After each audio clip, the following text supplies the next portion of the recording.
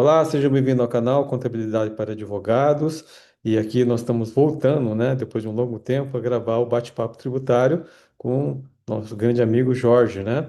E para falar de temas atuais de direito tributário, que é bastante importante aí para a comunidade jurídica. Então, o tema que a gente vai falar sobre hoje, debater, é sobre a súmula CARF 231, que é a questão do aproveitamento de créditos temporâneos de PIS/COFINS, né? Então, o CARF acabou editando uma súmula recente a respeito desse tema, né? E aí o Jorge vai nos dar o prazer, né, de falar sobre esse tema que ele estudou. Inclusive, ele escreveu um artigo sobre isso. O artigo está muito bem redigido. Quem tiver oportunidade, né, leia o artigo também, porque lá tem bastante informação. E o objetivo nosso é poder debater sobre esse assunto, né, e ver quais os impactos dessa súmula, né, na vida dos contribuintes. Então, Jorge, bem-vindo, né, depois de um longo tempo, né, de voltar ao bate-papo tributário, né, e que a rotina diária nossa, né, é uma correria. E é um prazer estar com você aqui para a gente poder compartilhar dos seus conhecimentos a respeito desse tema. Então, passo a palavra ao meu amigo Jorge. Obrigado, Pedro, pelo convite. É um prazer estar aqui de novo, né? A gente acabou dando uma pausa nas gravações, mas agora vamos voltar. Tem muito assunto aí, muitos assuntos atuais para a gente discutir. E hoje a gente vai discutir sobre um tema bem recente que impacta aí muitos contribuintes, que é o aproveitamento de créditos temporâneos de PIS/COFINS e a nova súmula recém-publicada em setembro, súmula CARF 231. E para tratar desse tema, eu preparei uma breve apresentação aqui para vocês, eu vou compartilhar, para a gente falar um pouquinho sobre esse tema, ver o que vai ter de impacto para as empresas, esse tema e quais discussões podem surgir, o que a gente pode, o que ficou dessa discussão no CARF e também o que pode ir para o judiciário. Bom, pessoal, então, vou passar para o primeiro slide aqui, só para a gente começar. Então, qual que é a controvérsia? Bom, vocês já devem ter visto aqui no canal, o próprio professor Pedro Anan tratou muito desse tema, que é a não cumulatividade do PIS e da COFINS. Então, nós temos nas leis de regência dessas contribuições um dispositivo que permite a apuração de créditos, né? E aí nós temos diversas hipóteses de créditos. Nós temos créditos de insumos, créditos de bens para revenda, aluguéis, enfim, máquinas e equipamentos. E só para lembrar também que no PIS e COFINS nós temos uma não cumulatividade que a fórmula de cálculo dela é de base sobre base, não imposto sobre imposto, como nós temos no ICMS. Ou seja, no ICMS, o crédito da operação seguinte ele é feito com base no imposto pago na etapa anterior, assim como vai ser no IBS e na CBS, né, professor? Salvo engano, vai ser o que foi pago na etapa anterior vai ser creditado na etapa seguinte.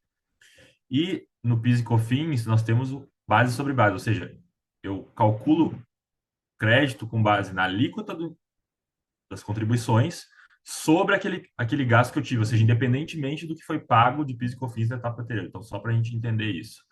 E aí, o que acontece?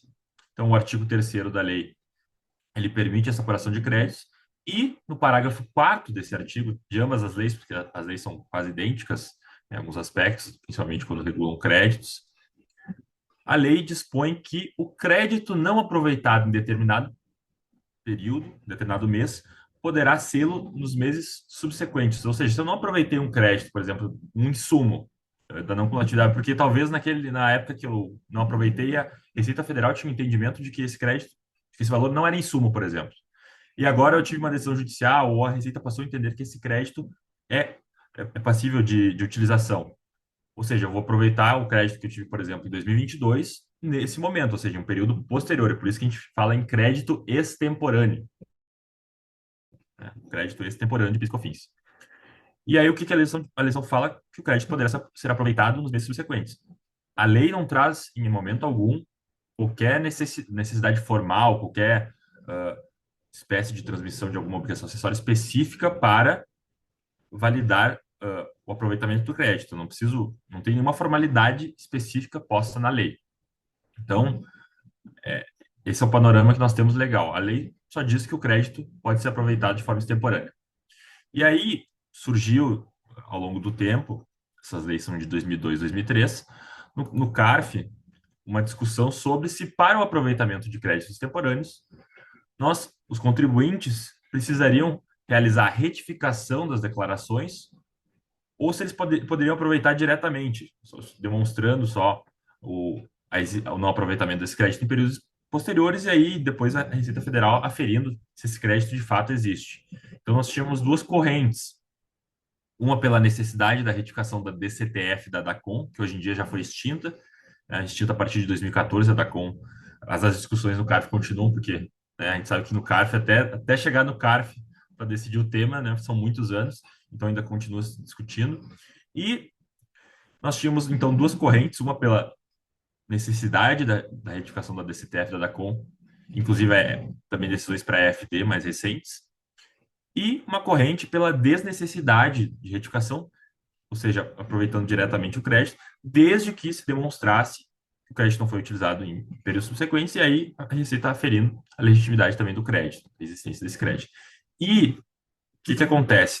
A jurisprudência majoritária das turmas ordinárias, apesar de existirem decisões, muitas decisões em sentido contrário, é um sentido mais, uma avaliação mais substancial, no sentido de que não era necessária essa retificação das declarações, desde que o contribuinte efetivamente demonstrasse que o crédito não foi aproveitado, ou seja, para não ser aproveitado em duplicidade, e que também o crédito era legítimo.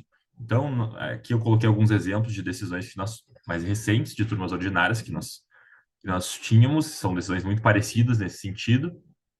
Então, seria possível que o contribuinte comprovasse por outros meios, não pela retificação das declarações, o crédito. E aí, temos inúmeras decisões sobre esse tema, então, coloquei aqui 3 decisões, mais uma aqui de turmas ordinárias, em que prevaleceu esse entendimento em favor do contribuinte pela ausência de necessidade aí de retificação. Tá? Ocorre que, apesar disso, na Câmara Superior de Recursos Fiscais, na terceira turma, que trata desses temas, nós tivemos até um julgado favorável em 2022, não coloquei aqui, mas de lá para cá, nós só tivemos decisões desfavoráveis, no sentido da necessidade de retificação uh, para o aproveitamento dos créditos temporâneos. Então, a terceira turma da Câmara Superior meio que consolidou o entendimento de que seria necessária a retificação para aproveitamento desses créditos.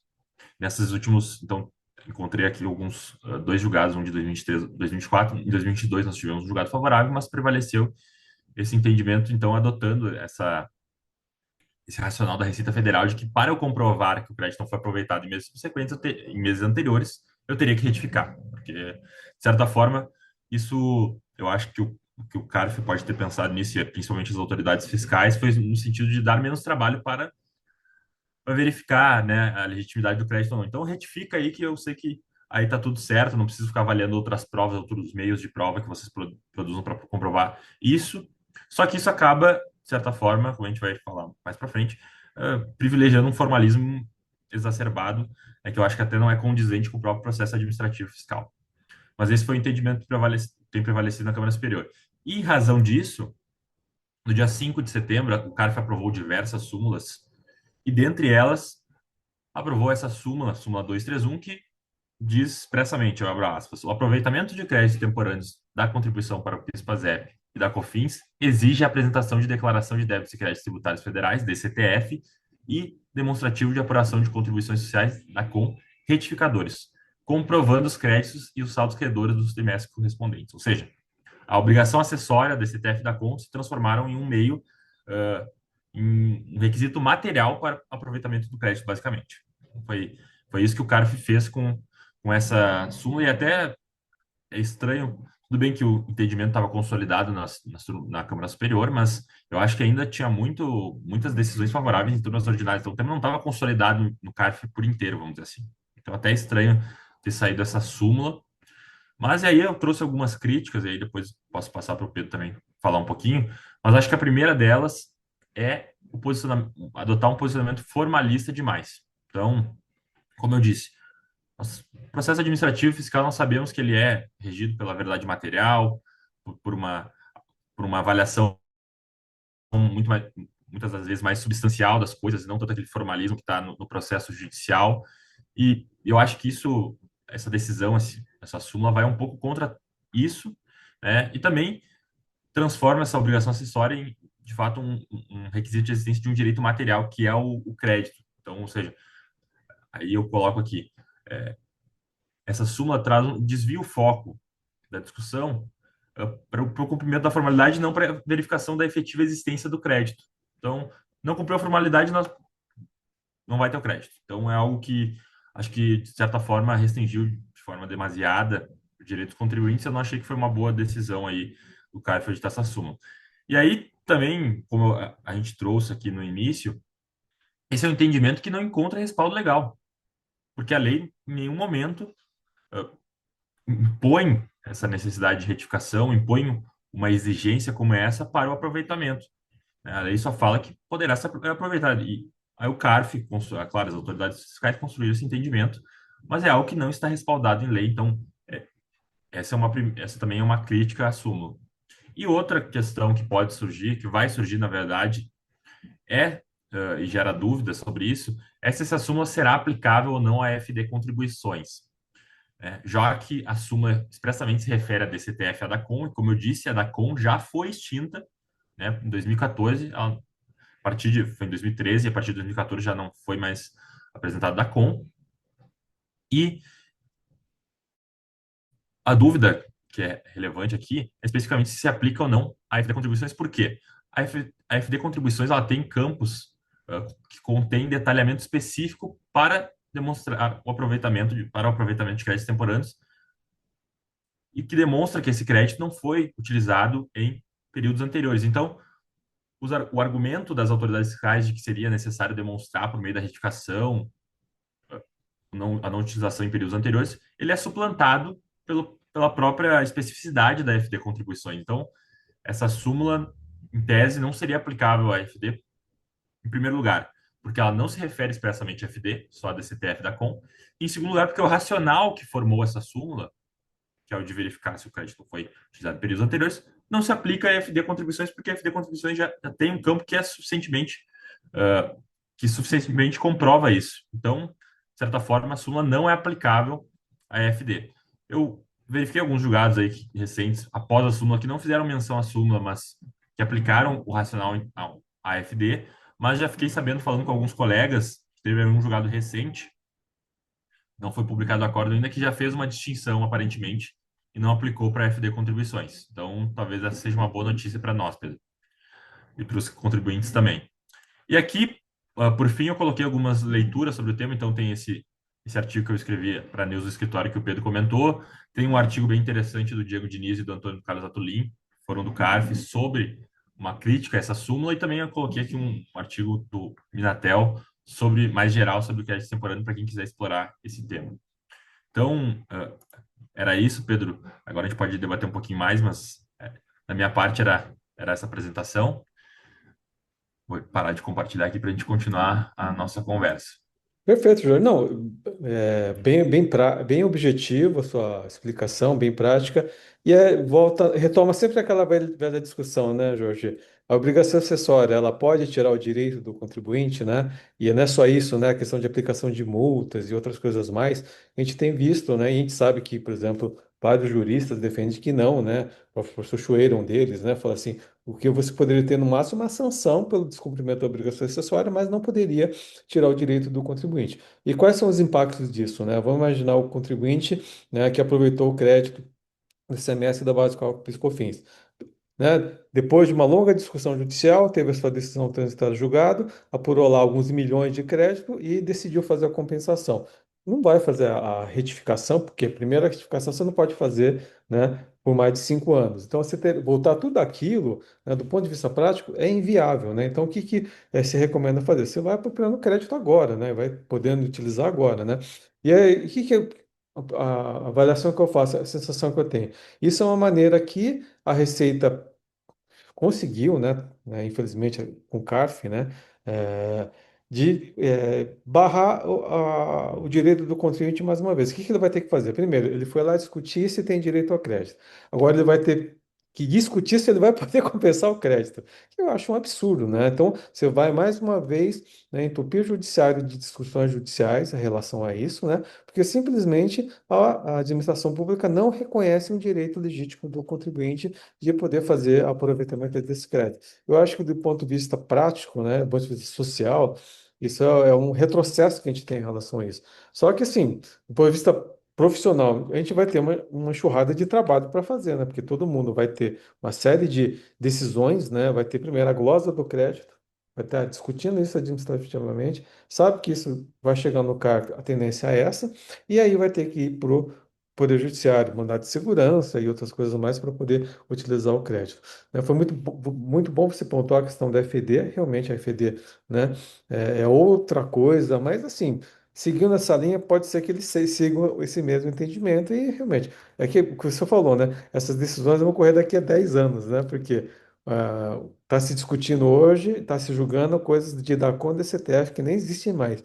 E a EFD vai acontecer. E depois a gente vai ter um outro desenvolvimento, né? A gente vai ter a CBS e IBS, né? Também que vai ter um outro desenvolvimento para poder colocar. Até o professor Schweir, uma live que ele fez, ele alertou sobre esse ponto, né? Olha, a gente vai ter um contencioso aí de CBS e IBS, porque a questão, né, do contribuinte não saber, não concordar às vezes com aquele crédito que está sendo é, retido via split payment e outras coisas mais, como é que ele vai fazer? Vai ter que ir discutindo no judiciário para poder não ter a sua retenção. Então a gente vai ter bastante trabalho aí nos próximos anos. E isso que você trouxe para nós, Jorge, é um alerta, um reforço disso, né? Ou seja, direito existe, é legítimo, eu tenho, só que eu estou sendo limitado pelo Estado da poder fazer a utilização. Então, até que ponto isso? E é lógico, né? É que você apontou bem. A tendência do CARF qual que era? Era autorizar, tinha decisões favoráveis e a composição era uma. Daqui para frente, a composição pode mudar e pode ser que haja uma mudança de entendimento. Mas isso é uma coisa que a gente não tem bola de cristal, não sabe como é que vai portar. Mas é um alerta, eu acho que as empresas não se atentaram sobre isso ainda, né? E cabe a nós aqui, através do nosso bate-papo tributário, trazer esse alerta aí para os profissionais do direito. Sim, e tem mais uma questão também que é relevante, que é o seguinte, né? Retificar todas as declarações reabre o prazo, né? Para o fisco também fazer lançamento em relação a essas declarações. Então, isso também é uma preocupação grande. Apesar de que a retificação tem vantagens como a atualização, né? Sim, Que o crédito temporâneo não tem. Mas é uma trabalheira gigantesca fazer retificação e tem sim. mais esse risco ainda de reabrir o prazo, né? Para o fisco avaliar de novo essas declarações que já estava finalizando ali o prazo, Isso mesmo, isso né? mesmo, Para isso mesmo. lançar, para eventual lançamento sobre essas declarações. Então, tem essa questão, e também acho que no judiciário, eu vi algumas decisões até do TRF4, pouquíssimas sobre questão de precisar retificar ou não, e já eram desfavoráveis. Então, assim, a tendência é que se o pessoal perdeu, perdeu a questão da DACOM e da CTF no CARF, for discutir no judiciário, eu acho que não ganha. Talvez a da FD vai ganhar já no CARF, porque a própria súmula não aplica expressamente. Mas esse CTF da Com eu acho que vai ser difícil ganhar no judiciário, porque o judiciário tende, às vezes, a ser mais formalista ainda que o CARF. Então, assim, a tendência é que não vá conseguir. E além disso, vai gastar muito mais tempo ainda, porque vai ter que entrar com mandado de segurança, eventualmente ação anulatória, porque aquela ação anulatória do artigo 168 do CTN, os 2 anos ali, porque já vai ter passado o prazo, o prazo prescricional, então não vai ter mais o que fazer, não vai ter mais pedir para o judiciário direto, vai ter que entrar com uma anulatória do processo administrativo ou mandado de segurança para discutir, daí, de fato, um direito líquido certo de poder ter o seu crédito avaliado, ainda que não tenha retificado, e não poder discutir a existência do crédito no judiciário, né? Porque daí não caberia a prova e não seria mandado de segurança. Isso, Então isso. tem tudo isso. Mas E é eu assim, acho que é um tema que vai ter reflexos aí. eu acho que para quem trabalha em empresa, né, Jorge, quem nos assiste, né, é o momento de tomada de decisão. O que que eu vou fazer? Eu já sei que existe uma súmula, eu já sei qual que é o entendimento do CARF a respeito dessa matéria. Né? Eu tenho um auto de infração que, né, glosou o meu crédito e eu sei que não vou ter um sucesso. O que que eu vou fazer? Já entro com uma discussão agora, né, ou espero, né? Então, acho que é uma coisa que as empresas têm que se atentar. Dependendo do valor, dependendo do que você está fazendo, acho que valeria a pena decidir, né? Então, acho que vale a pena fazer isso agora. Eu vou ser conservador, eu vou poder fazer. E é lógico, né? É uma questão de gestão da empresa também, né? Se a empresa é conservadora, consegue retificar, ok, vai. Evita uma discussão. Agora, não tenho condições porque dá muito trabalho, porque já passou bastante tempo, então você tem que pensar e avaliar, né, pôr na balança o que que é melhor para a empresa, qual que é o custo disso. Sei que as empresas, né, não querem gastar, não querem contratar advogado, às vezes tentar até fazer internamente com o jurídico. Então, é uma questão de fazer a avaliação do que seria mais importante para ela em relação a isso. Ontem, inclusive, lá no nosso curso do IJET, né?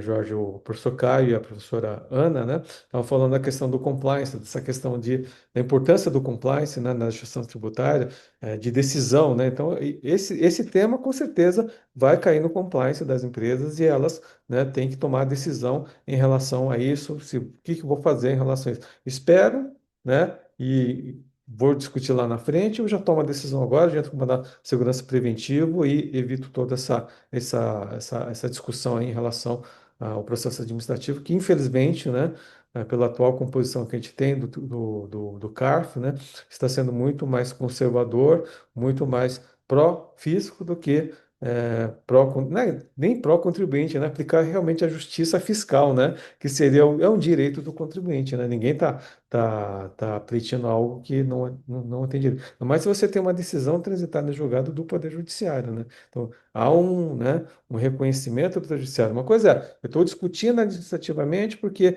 eu tenho um laudo, fiz um levantamento, fiz aproveitamento, porque eu entendo que esse crédito é bom. Outra coisa, eu tenho um reconhecimento do Poder Judiciário, decisão transitada julgada, e você está me inibindo de poder fazer o exercício do meu direito. Então, essa é uma discussão que realmente eu acho que cabe a gente fazer uma reflexão a respeito disso.